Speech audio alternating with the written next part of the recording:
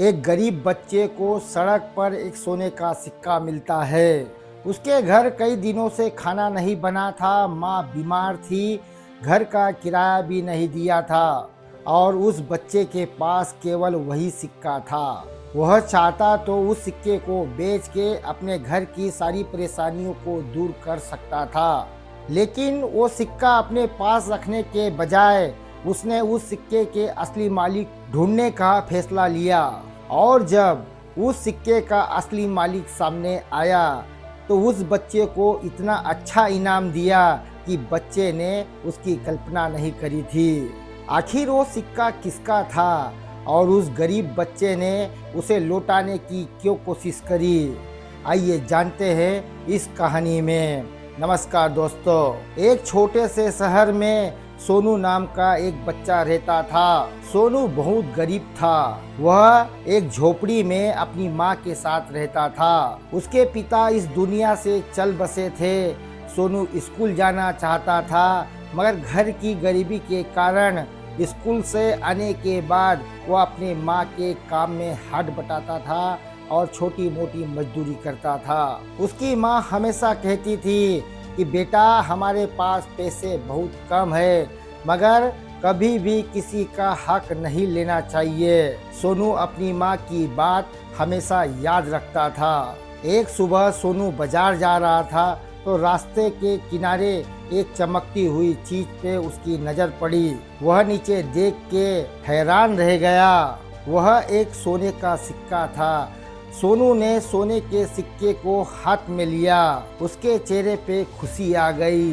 उसने सोचा कि अगर मैं इसको बेच दूंगा तो माँ की दवाई आ जाएगी, घर का राशन भी आ जाएगा और मैं अपनी स्कूल की फीस भी भर दूंगा। सोनू कुछ कदम आगे चला और रुक गया और उसे माँ की बात याद आ गई, किसी का हक कभी मत लेना।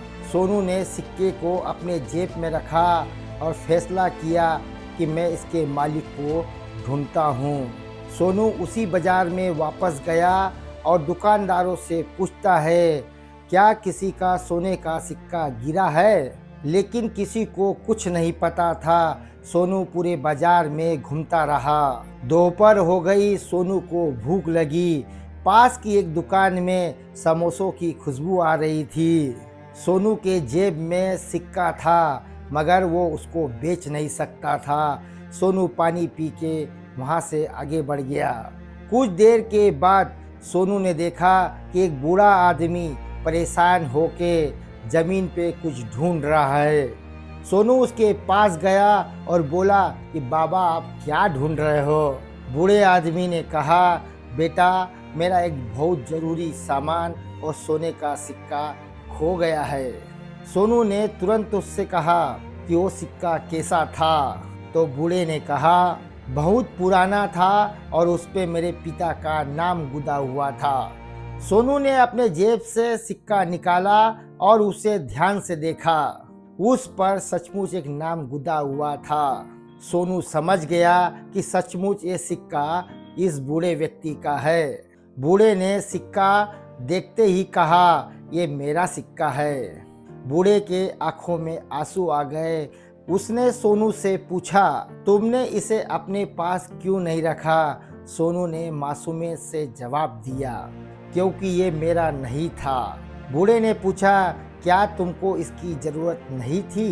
सोनू थोड़ी देर चुप रहा, फिर बोला, ज़रूरत तो थी बाबा, बहुत ज़्यादा थी। मेरी माँ बीमार है, लेकिन किसी की चीज़ रखकर मैं अपनी माँ को खुश होते हुए नहीं देखना चाहता। थोड़ी देर बूढ़ा उस बच्चे को देखता रहा। बूढ़े ने सोनू से कहा कि बेटा, ये केवल सोने का सिक्का नहीं है, यह मेरे पिता की आखिरी निशानी है और इस सिक्के को मैं सालों से अपने पास रखते आया हूँ। अगर ये आज मुझे नहीं मिलता तो मैं ये समझता कि मैंने अपने पिता की आखिरी याद को खो दिया है। सोनू मुस्कुराया और कहा कि आप इसे संभाल कर रखना। बूढ़े ने सोनू का हाथ पकड़ लिया। बूढ़ा व्यापारी सोनू को अपने साथ घर ले गया। उसने सोनू की माँ को पूरी बात बताई। माँ की आंखों में आंसू आ गए। उसने सोनू को गले से लगा लिया। मुझे तुम पर गर्व है। बूढ़े ने उसके बाद सोनू की माँ की दवाइयों का इंतजाम किया। सोनू की स्कूल की फीस भी पूरी भर दी। सोनू ने बूढ़े से कहा, बाबा मुझे इतना सब कुछ नहीं चाहिए। बूढ़ा मुस्कुराया और बोला कि बेटा, ये उस सिक्के का इनाम नहीं है, ये तुम्हारी ईमानदारी का फल है। कुछ साल के बाद सोनू बड़ा हो गया और उस शहर का सबसे सफल ईमानदार व्यक्ति बन गया। लेकिन उसने उस बचपन की घटना को कभी नहीं भुलाया। माँ अगर उस दिन वो सिक्का रख लिया होता तो हमारी परेशानी कुछ समय के लिए हल हो जाती। माँ ने पूछा, और आज? सोनू मुस्कुराया और कहा, आज मेरे पास उससे कहीं ज़्यादा है। लेकिन सबसे बड़ी बात यह है कि उस फैसले पे मुझे आज भी गर्व है। दोस्तों, ईमानदारी की कीमत तुरंत नहीं मिलती, मगर जब भी मिलती है जिंदगी बदल जाती है।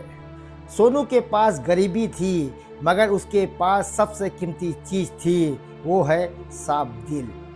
याद रखिए, दूसरे की चीज़ से मिली हुई खुशी कुछ समय तक ही रहती है, लेकिन ईमानदारी से मिला हुआ सम्मान जिंदगी भर रहता है।